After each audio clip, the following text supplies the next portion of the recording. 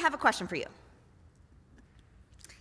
Have you ever had a dream that turned into a mess? Now you're all searching your mind for a second, and I'm going to give you some pegs so you can just use your imagination. So a dream that turned into a mess. Garden. That ever happened to you? House project. Puppies. Children. Okay, now let's get a little serious. Ever had a dream that turned into a mess? Jobs. Marriages. Health. Finances. Future. Did you ever have a dream when you were 16 or 17 years old? And you look back and think, what happened? See, I think we all have dreams, and they all just don't go the way that we think they should. It might be our choices, it might be the choices of others, it might just be life circumstance, but have you ever, I want you to really think about this, have you ever had a dream that was not derailed or did not come without a flaw? If so, go buy a lottery ticket today. Because you might have come into these doors today a little bit skeptical of God. You might have come into these doors today doubting God. Or you might have come in these doors today as a faithful follower. But either way, I'm going to bet my very last dollar that everyone in here can associate a mess with their current dream. Because dreams and messes go together like peanut butter and jelly. And they have since the beginning of time. We have dreams, and it doesn't go right. So we're going to look at two scriptures today in our trending series. We're going to look at a story from Genesis that includes a mess. And then at the end of that story, we're going to look at a scripture that Paul wrote that talks about how to manage that mess back into that dream. And we're going to read the story of Joseph today. We're going to be in Genesis 37. We're going to jump right in because we have a lot to cover. Now it says, now Israel loved Joseph. We have to stop right there. This isn't the country of Israel. Now Israel loved Joseph. This isn't the country. What? Before Israel was a country, Israel was a man. Before there was a man named Israel, he was named Jacob. So because God knew he was going to bring a great nation out of a great line of people, he changed Jacob's name to Israel. So we just have to understand, Israel is Jacob, Jacob is Israel. This is the only time it's going to show up, but I don't want you to leave thinking that a nation had a boy. Okay, because that doesn't happen, all right? So now Israel loved Joseph more than any of his other sons, because he'd been born to him in his old age. Raise your hand if you're the favorite. Okay, so, look, nobody else raised their hand. I'll tell you why. I was the favorite. I'm an only child. I absolutely was the favorite, okay? If you have siblings, you either thought you were the favorite or you knew who you thought the favorite was. Oldest time. And he made an ornate robe for him. So now this wasn't the guessing game that we do today. Dad made it clear. This is my favorite. I made him a robe. As if that weren't bad enough. Joseph had a dream, and when he told it to his brothers, they hated him. What was the dream? The dream was, I'm going to be the master, you're going to serve me. It's an awesome dream. Probably should have kept it to himself. Okay? Because they decided to kill him.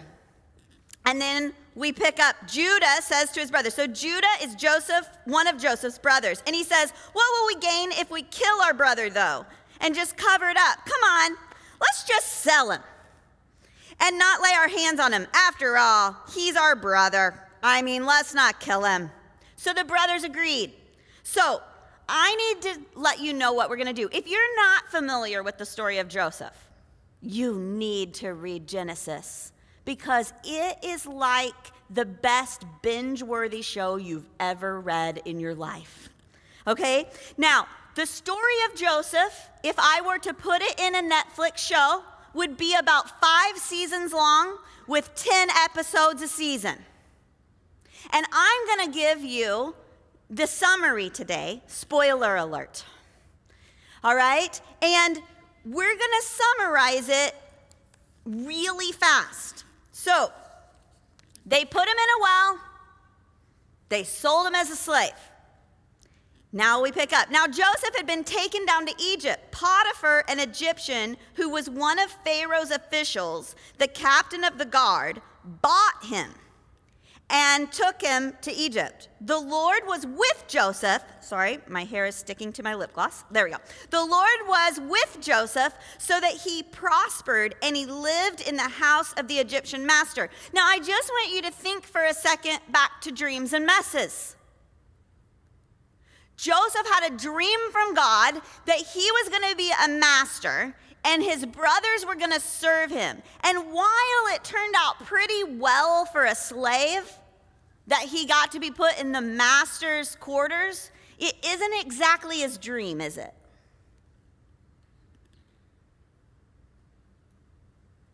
Now, the dream gets messier. This is kind of like when you start a show and then they need to spice it up a little so you get to that episode. Okay? And so that episode, Potiphar's wife, the ruler's wife, thinks Joseph is her answer to prayers. She's like, you are fine looking, okay?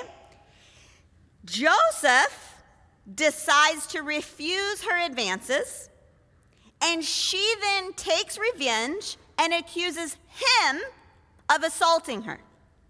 And here comes the next step in Joseph's dream, prison. I want to stop for a second. And I want you to look at your mess, whatever it might be. It might be feeling unworthy. It might not be able to control what's happening in your kids' lives. It might be finances. But I want to ask you something.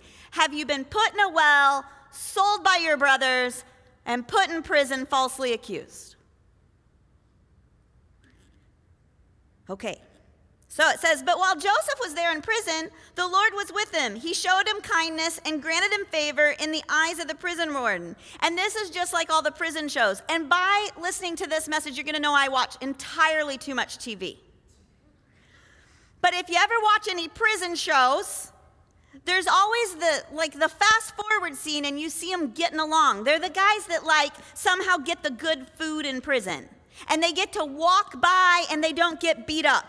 Okay, so this is what's happening to Joseph. And it says, but while Joseph was there in prison, the Lord had favor. He showed him kindness, granted him favor in the eyes of the prison warden. And one of his best friends becomes the cupbearer. Now, what's the cupbearer? The cupbearer used to be, we don't know what he did. Maybe Potiphar's wife liked him too. We're not sure what the cupbearer did, but he's in prison too, and he used to be the right-hand man to Pharaoh. And Joseph and the cupbearer are friends in prison. And now we jump ahead. You need to go back to Genesis and read it so you get all 5 seasons, okay? But It says, we both had dreams, they answered, but there's no one who can interpret dreams, says the cupbearer to Joseph in prison as they're talking. And Joseph said, don't interpretations belong to God? Tell me your dreams. But I'm going to tell you something, Joseph says. When this goes well, so he's basically saying, look, I can tell you what the dreams say because I know God will help me. But when I do this, remember me, your friend here in prison. Remember me. Show me kindness. Mention me to the Pharaoh and get me out of here. Sometimes when we read scripture, I think we think they're better people than us. I think we think Joseph is this guy I could never be. He's not. He's begging his friend, get me out. He's not thinking God's going to get him out. He's the same as you and I. And he's like, I got a friend, and he's going to talk to the Pharaoh, and I want him to get me out. Next verse. The chief cupbearer, after he told Pharaoh and it all worked out, however, did not remember Joseph. He forgot him. At this point, I just want you to remember, Joseph has been sold. He's been accused falsely. He's been imprisoned. And now he's had a friend turn his back on him. And of all those things, don't we all know that when our friends turn their backs on us, it hurts the worst?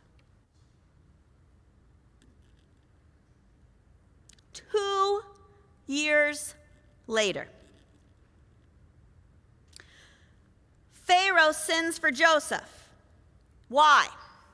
Because now Pharaoh has a dream. He keeps having the dream. Nobody can tell him what the dream means. And all of a sudden, the cupbearer remembers. Now, theologians and commentaries will say this word remembered is kind of like, oh yeah, I'll tell you. It was kind of like, I don't want to tell you about my friend in prison because I kind of don't want you to remember I was there and what you were mad at me about.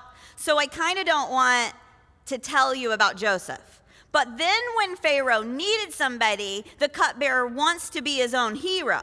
It wasn't like the cupbearer forgot who Joseph was, forgot about being in prison. It was that the cupbearer didn't want this to come back on him poorly.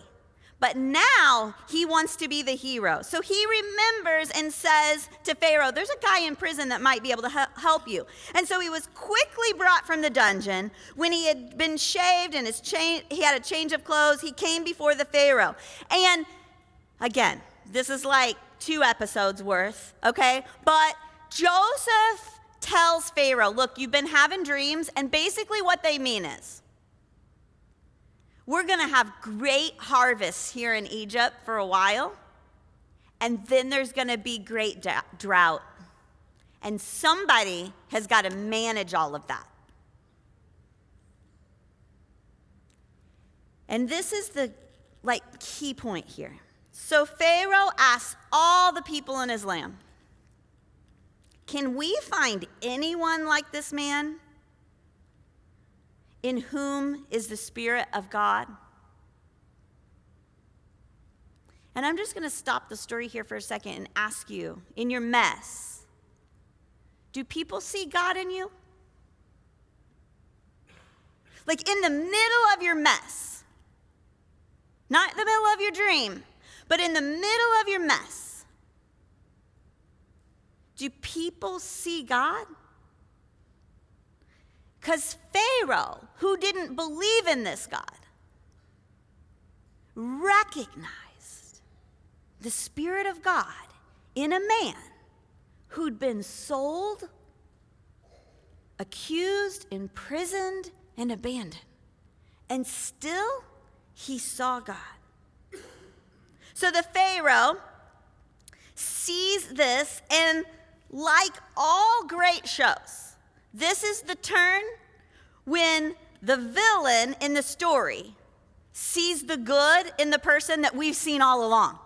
Like, we've known this whole story all along. But just like a great show, and he puts him in charge of storing everything up. He's like, okay, well, you're the guy that figured this out, so why don't you figure out how to do this?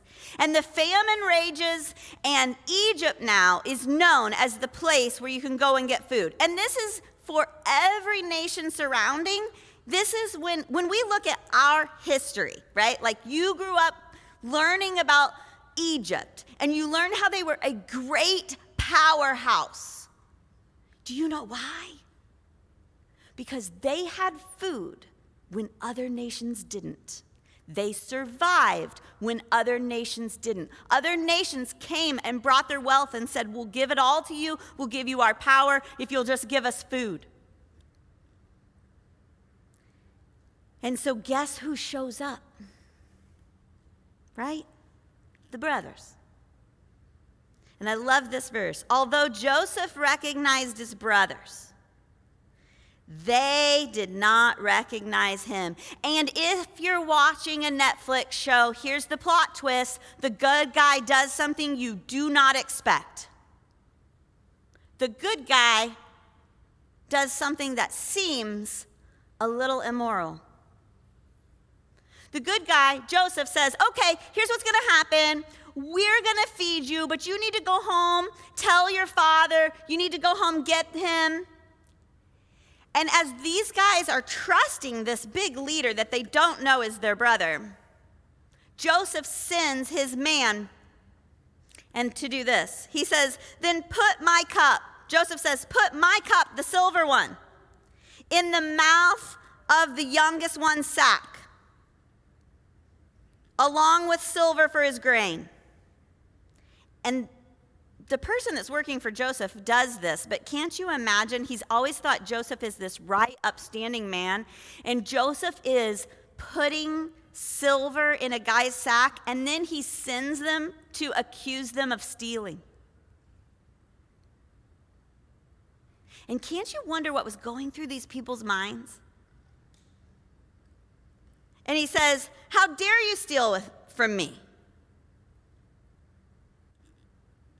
He's in front of them and he's like, how dare you do this to me? I can't believe you'd steal from me. And they're shocked.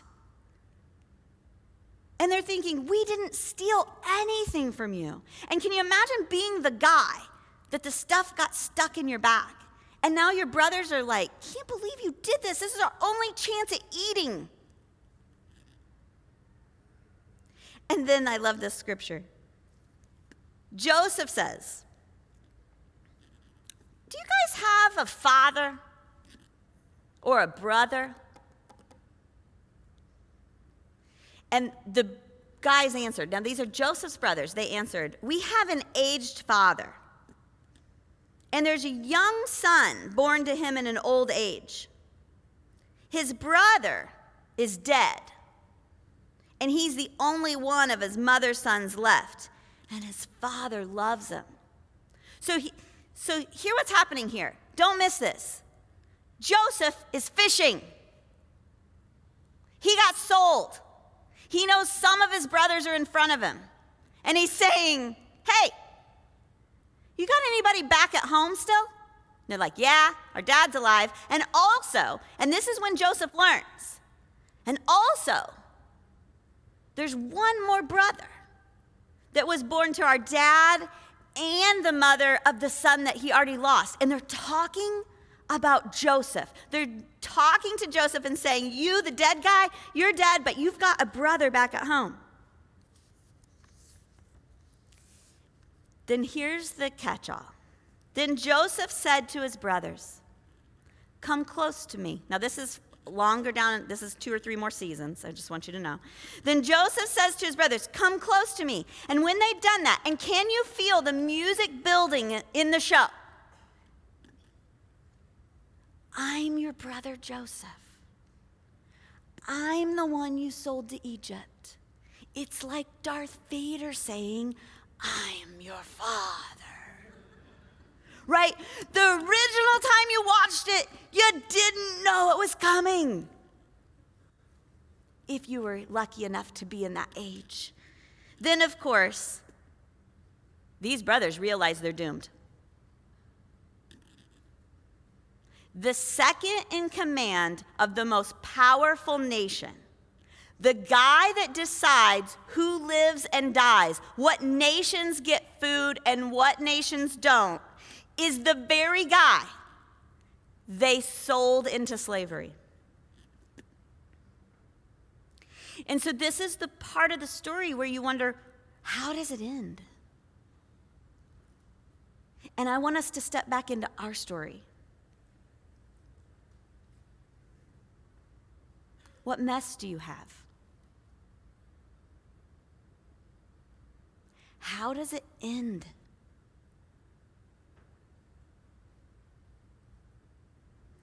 But Joseph said to them, "Don't be afraid. Am I in the place of God? You intended to harm me, but God intended it for good, to accomplish what is now being done, the saving of many lives. So then don't be afraid. I'll provide for you and your children." He reassured them and spoke kindly to them. A dream comes with a lot of mess. I wish I could say that if people intentionally hurt me, lied about me, that my response would be, "I forgive you." I wish my response would be, "Am I God? Am I your judge?" So my question is, what's your response to your mess? Am I God? Are you God? Ask yourself that. Are you God? Because sometimes when we hold on to bitterness and resentment, we want to be God. We want to get revenge. We want to judge. We want to hold. And as if Paul was the narrator of Joseph, of the story of Joseph, Paul wrote a letter to the church in Rome, and he said it this way: "And we know in all things God works for the good of those who love him, who have been called according to his purpose. Who shall separate us from the love of Christ? Shall trouble or hardship or persecution or famine or nakedness or danger or sword? No, in all these things we are more than conquerors through him who loves us." How are we conquerors? We're in this series called Trending, and these two scriptures were given by Nicole Nyalka and Pat Ugolini. Nicole is newer to her faith. She's only been attending here for 6 years. Pat was raised in the church by people who've been in the church, raised by people who've been in the church. And what's interesting is they both picked passages that inspire them to press through hard times, that inspire them in seasons of doubt and struggle, that inspire them to trust God. And that's the question. When we have a dream and it turns into a mess, how do we trust God? People say that, trust God. Trust God? What does that mean? Trust God? I don't even know if I believe in God, is how some of you walked in today. So how do we trust God? Well, we follow the formula that Joseph said and that Paul said. We forgive and we obey because we're not God. How is trusting yourself working out? It's trusting God that changes our lives. So how do you let God step into your mess? You have to invite him in. So if you are here and you're a skeptic, you're an unbeliever, I'd invite you to invite him in, and this is how. Are you struggling with a mess right now? What part of it? What is an issue, a person, a company, a circumstance that you need to forgive. What emotion are you holding on to that, like Joseph, if he'd held on to revenge that very first time, and then he got falsely accused, and he held on to that? God, you told me I was going to be a master. And look at you now. If he'd started doing that and holding on, and I'm clenching my fist because we want to hold on to those emotions so tightly because they're ours and they're right. We feel it.